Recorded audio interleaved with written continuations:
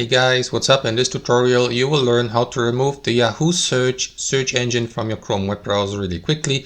It is very simple guys, and there's a simple fix for that issue, so let us guide you through this. Head over to Google Chrome, and here on your home screen guys, let's assume Yahoo Search is your current search engine.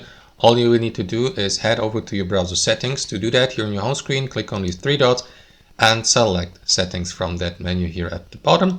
And here inside your browser settings, switch from privacy and security to search engine here in the left panel.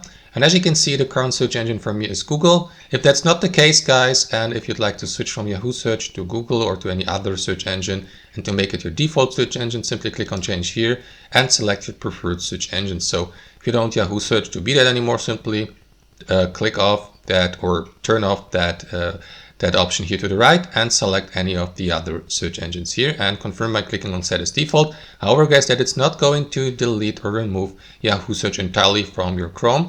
So what you want to do, and as an additional layer of safety, is simply click on manage search engines and site search here below and make sure that Yahoo Search gets removed entirely from your Chrome web browser. To do that, hover your mouse over Yahoo Search here, and after that simply click on these three dots here to access more actions and select delete to get rid of Yahoo Search entirely from your entire Chrome web browser.